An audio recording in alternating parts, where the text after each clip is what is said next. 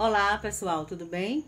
Hoje na aula de Geografia é a continuidade deste assunto, Brasil e suas grandes regiões. Vamos começar pela região Norte, no seu livro, nas páginas 386 a 389. Aqui o mapa da região Norte. A região Norte é a mais extensa do Brasil e a menos populosa. Ela é formada por 7 estados. Aqui a gente vê, ela é muito grande em extensão territorial, mas em população ela é a menor. Por quê? Porque tem muitos rios e a floresta amazônica que ocupa um espaço muito grande. Aí a gente vê aqui todos os estados da região Norte, aqui é Rondônia, Acre, Amazonas, Roraima, Amapá, Pará e aqui Tocantins, certo? Todos os estados da região Norte.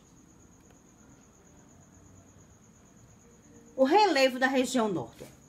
Nessa região encontra-se uma das mais vastas planícies do mundo, a planície amazônica, devido ao rio, Amazonas, e seus afluentes, e devido à floresta. Ao norte da região fica o Planalto das Guianas, onde está o ponto mais elevado do Brasil, o Pico da Neblina, que mede 2.994 metros de altitude. É bem alto, né? O ponto mais alto do Brasil fica aqui. Aí aqui a imagem dele, o Pico da Neblina, tá vendo? Aqui o lugar mais alto do nosso Brasil fica no Planalto das Guianas, da região norte. A hidrografia. A região norte é a que apresenta o maior número de rios no país, destacando-se o rio Amazonas, que é o maior do mundo em volume de água. Então, o maior rio do mundo em volume de água é o rio Amazonas. E ele tem vários afluentes, outros rios que desaguam nele, tanto na margem direita quanto na margem esquerda. No seu livro tem falando o nome desses afluentes, tá certo? O rio Amazonas, ele tem vários afluentes. Na foz do rio Amazonas encontra-se a Ilha de Marajó. A Ilha de Marajó é uma ilha fluvial, ilha de rio. A gente conhece as ilhas, que é marítima, como o arquipélago de Fernando de Noronha, né? Mas essa aqui, a Ilha de Marajó, ela é uma ilha fluvial, tá? Ela é no rio.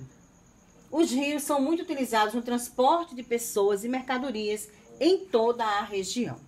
Aqui a gente vê o rio, o rio Amazonas, imensidão, né, de mata aqui, de verde ao seu redor. Suas margens. O clima e a vegetação. Predomina na região o clima equatorial, que é um clima quente e úmido, devido a muita floresta que tem muito verde, né? Ele se torna úmido. O calor e as chuvas são bem característicos lá da região, tá? Grande parte da região norte é ocupada pela floresta amazônica, a maior floresta equatorial do mundo. Então, ela ocupa um território imenso da região norte, ocupa outros países da América do Sul que fazem fronteira com a região norte, como a gente já falou sobre isso. Ela ainda pega uma parte do Maranhão, que já faz parte da região nordeste. Então, ela é gigantesca, é enorme, né? É a maior do mundo. Além dela, há outros tipos de vegetação na região norte. Campos alagados na ilha de Marajó, mangues em trechos do litoral e campos cerrados no Amapá, Tocantins, Rondônia e Roraima, certo? Tem muita criação de animais, de gado, tem a fauna e tem a flora, né? Aqui nessa região, então tem muita área para os animais. Esses campos aqui alagados, quando é a época das enchentes, que os rios sobem, o nível dos rios, os animais têm que sair da região, têm que procurar um lugar mais alto para se proteger. Porque os rios ficam bastante altos, sobe o nível. A população ribeirinha, as casas são todas em palafitas. São aquelas casas suspensas, né, em cima daquelas toras grossas de madeira, por causa do volume da água quando sobe do rio. A população. O estado do Pará é o mais populoso da região norte, seguido pelo Amazonas e depois por Rondônia. A maior parte da população da região norte vive nas capitais dos estados e ao longo dos rios. São as comunidades ribeirinhas, que mora nas margens dos rios. Há ainda muitos grupos indígenas que vivem em florestas e em reservas. Muitas que já como é que eu posso dizer? Já entraram em contato com a civilização, né? com as pessoas. Outras vivem dentro das florestas, totalmente isolados do mundo, né? Eles vivem ali de acordo com a cultura deles e não se envolvem, não tem contato com outras pessoas, a não ser os próprios indígenas. A pesca é a base da alimentação de boa parte da população ribeirinha. Mora perto do rio, né? Então, para pescar é mais fácil. Outra parte significativa dessa população trabalha com a coleta do látex. O látex é retirado da seringa. A gente já viu isso, né? No extrativismo. Aquele líquido branco que corta o tronco da árvore e que é feito a borracha através daquele líquido branco que sai da seringueira. E a castanha do Pará, que é muito conhecida, né? Faz cosméticos, na indústria de alimentos, de remédios, enfim, várias utilidades. Atividades econômicas da região. As principais atividades econômicas são o extrativismo animal, mineral e vegetal, a indústria e o comércio. As maiores reservas de ferro do mundo estão na Serra dos Carajás, no estado do Pará. Já o maior centro de extração de manganês, que também é um minério, tá? Encontra-se na Serra do Navio, no Amapá. Então, os principais minérios dessa região, né, minerais, é o ferro e o manganês. Tá? Belém e Manaus são importantes centros comerciais e industriais. Na Zona Franca de Manaus, pratica-se o livre comércio de produtos importados com a isenção de impostos, ou seja, não são pagos impostos. A Zona Franca de Manaus desenvolveu-se, transformou-se em um grande centro de indústrias e dos eletrodomésticos e eletrônicos que vem de lá para o resto do país.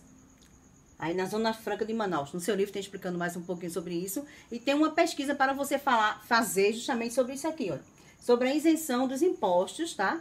Dos produtos na Zona Franca de Manaus. É para fazer, viu? Para você entender mais um pouquinho sobre esse assunto, tá? A produção agrícola cresceu nos últimos anos, sobretudo o cultivo da soja.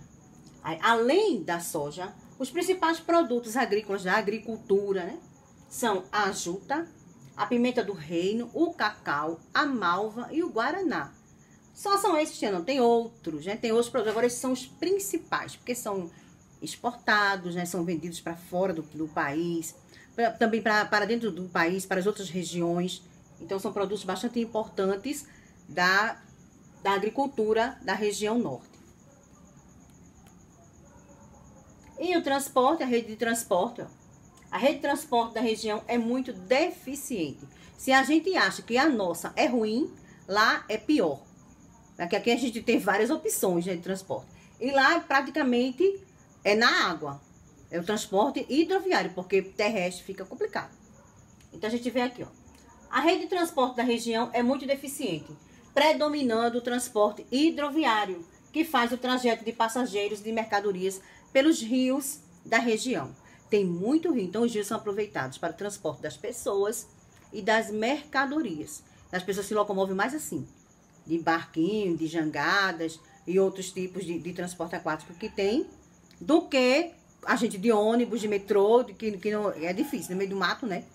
Principalmente as comunidades ribeirinhas. Quem mora no centro, não, nas capitais, é desenvolvido, né? Mas quem mora próximo aos rios, é difícil para se locomover, né? Para sair de um lugar para o outro. Então, é bastante deficiente lá o sistema de transporte. Existem rodovias, tudinho na região, que você vai ver também no seu livro. Faça a leitura do assunto, porque é muita coisa, e aqui eu faço só um resumo, né? Então, você faz uma leitura do seu livro antes de responder sua atividade, que está explicando tudinho, tá bom? Então, a gente se vê amanhã. Ó, beijinhos. Tchau.